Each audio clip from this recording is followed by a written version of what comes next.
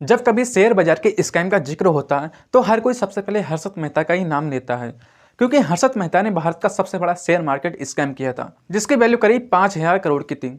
लेकिन आज हम आपको बताएंगे दुनिया के सबसे बड़े स्कैम के बारे में, जिसे बन्नी मेडोफ के नाम के एक शख्स ने किया था। इसने एक ऐसी पूंजी स्कीम चलाई थी जिसमें एक के बाद एक सभी लोग फंसते चले गए। इसके फ्रॉड की वैल्यू करीब 5.3 लाख करोड़ की थी, इसलिए इसे दुनिया के सबसे बड़े स्कैम के नाम से भी जाना जाता है, क्योंकि ये सरकार के एजेंसियों में बहुत बड़े पदों पर रहा था, जिसके चलते इस पर किसी को भी शक नहीं हुआ। 2008 की मंदी ने बन्नी मेडोफ के इस गंदे खेल का पर्दाफाश कर दिया। अगर मंदी नहीं आती तो इस स्कैम का आंकड़ा और भी बहुत बड़ा होता। जब ये फ्रॉड सामने आया तो अधिकारी हैरान रह गए, क्योंकि ये करीब 65 अरब डॉलर का स्कैम था। स्कैम में बड़े बड़े बिजनेसमैन, फिल्म एक्टर, सेना के बड़े अधिकारी, फिल्म क्रिएटर और डायरेक्टर भी थे, जिन्हें बहुत नुकसान हुआ। बन्नी मेडोफ की पूंजी स्कीम में 130 से भी ज्यादा देशों के 37,000 लोगों ने इन्वेस्ट किया था। आइए जानते हैं क्या था ये पूरा फ्रॉड और कैसे बन्नी मेडोफ 40 साल से भी ज्यादा लोगों को बेवकूफ बना रहा था। बन्नी मेडोफ की कहानी किसी ड्रामे से कम नहीं है। 1938 में न्यूयॉर्क में जन्मे बन्नी मेडोफ ने गरीबी देखी थी, बार बार पिता को फेल होते देखा, रोजी रोटी कमाने के लिए माँ को ब्लड बैंक में काम करते देखा। हालात एक टाइम इतने खराब हो गए थे कि उनका घर तक खतरे में आ गया था। बन्नी ने उसी टाइम ठान लिया था कि मुझे किसी भी हालत में फेल होना नहीं है। टाइम गुजरता गया, धीरे धीरे बन्नी दुनियादारी सीखता गया। 10th में पढ़ाई के दौरान बन्नी की मुलाकात रूथ से होती है, जिनके पिता का एक बड़ा अकाउंटिंग बिजनेस था। रूथ से शादी के बाद बन्नी ने अपने फादर इन लॉ की कंपनी में ही एक डेस्क से अपनी कंपनी शुरू की $5,000 के साथ 1960 में। बन्नी ने Bernard L Madoff investment securities LLC की नाम की एक कंपनी शुरुआत की। उनकी पत्नी रूथ ने भी उस बिजनेस में साथ दिया। उनकी कंपनी वॉल स्ट्रीट पर ट्रेडिंग करने लगी। बन्नी के फादर इन लॉ ने अपने बहुत सारे क्लाइंट्स भी उन्हें दे दिए। बन्नी एक शानदार स्टॉक ब्रोकर बन चुका था, जो अपने क्लाइंट्स को तगड़ा रिटर्न देने लगा। सब कुछ अच्छा चल रहा था, लेकिन बन्नी की ख्वाहिशें आसमान से भी ऊपर निकल जाने की थी। एक दिन बन्नी ने सोचा कि अपना इन्वेस्टमेंट एडवाइजरी का बिजनेस शुरू किया जाए, जिसके अंडर वो लोगों के पैसे मैनेज करेगा। फिर चुपके से इसकी शुरुआत कर दी, लेकिन उसने सिक्योरिटीज एक्सचेंज पर रजिस्टर नहीं कराया। लेकिन साथ बन्नी के दिमाग में पहले से ही तय था कि उसे बहुत बड़ा स्कैम करना है। जब बन्नी के फादर इन लॉ 1970 में रिटायर हो गए तो बन्नी ने उनकी कंपनी का नाम बदलकर A&B कर दिया।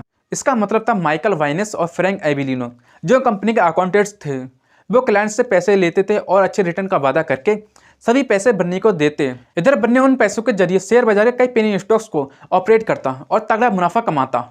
साल 1987 तक बन्नी मेडोफ एक अमीर आदमी बन चुका था। उसने 885 थर्ड एवेन्यू की लिपस्टिक बिल्डिंग में 19वें फ्लोर पर अपना ऑफिस बनाया। ये बिल्डिंग लिपस्टिक जैसी दिखती थी। बन्नी ने अपने साथ छोटे भाई पीटर, पत्नी रूथ और दोनों बेटे एंडी और मार्क को शामिल कर लिया। 19 अक्टूबर 1987 को सुबह 9:30 पर जब मार्केट खुला तो वॉल स्ट्रीट पर तबाही का मंजर देखने को मिला। स्टॉक मार्केट क्रैश हो गया था। 1929 के बाद करीब 55 सालों के बाद इतना बड़ा क्रैश हुआ था। उस वक्त लोग तेजी से सब कुछ बेचकर मार्केट से निकलने लगे, लेकिन बन्नी मेडोफ को वो मौका दिखा और वो तेजी से स्टॉक खरीदता गया। बन्नी ने अपने क्लाइंट्स को 15 से 19% तक रिटर्न दिया। वो 3 बार नेस्डेक के बोर्ड ऑफ डायरेक्टर्स में भी चुना गया। ये बात है 1992 की, जब सिक्योरिटीज एक्सचेंज को एक ब्रोशर मिला। उसमें 100% के साथ रिटर्न देने का वादा किया था, बिना किसी रिस्क के साथ। ये सुनकर सिक्योरिटीज एक्सचेंज ने A&B कंपनी के माइकल वाइनेस और फ्रैंक एबिलिनो से पूछताछ की। तब पता चला कि कंपनी तो रजिस्टर ही नहीं है, जो गैर कानूनी है। तब सिक्योरिटीज एक्सचेंज ने ट्रांजैक्शन की डिटेल्स मांगी। बन्नी ने फिर फ्रैंक डिपैस्केली को अपने बिजनेस में शामिल किया, जिसने बन्नी के लिए काफी सारे फर्जी ट्रांजैक्शन और पेपर ट्रेल के डॉक्यूमेंट्स तैयार किए, जो बिल्कुल असली लगते थे। उस डॉक्यूमेंट को देकर बन्नी को सिक्योरिटीज एक्सचेंज ने छोड़ दिया, लेकिन कंपनी को बंद करके इन्वेस्टर के $440 मिलियन लौटाने का कहा। बन्नी जब पैसे वापस करने लगा इन्वेस्टर को, तो इन्वेस्टर ने पैसे लेने से मना किया और कहा कि वो सब पैसे अपनी कंपनी में लगाए। बन्नी पर इन्वेस्टर इसलिए बहुत ट्रस्ट करते थे क्योंकि शेयर बाजार में गिरावट आने और नुकसान के बावजूद उसने अपने इन्वेस्टर को रिटर्न दिया।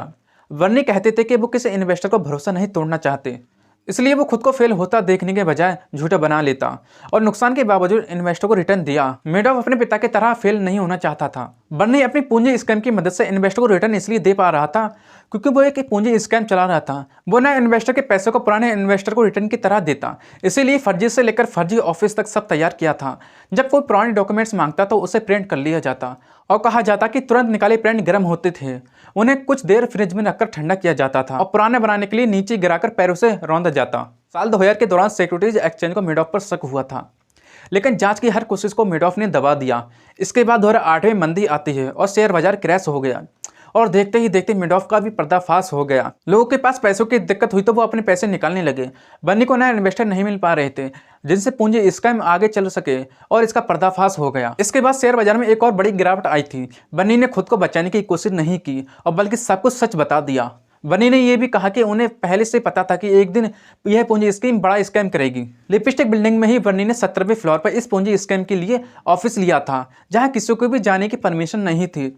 बन्नी की पूंजी स्कैम के खुलने से बहुत सारे इन्वेस्टर के पैसे डूब गए।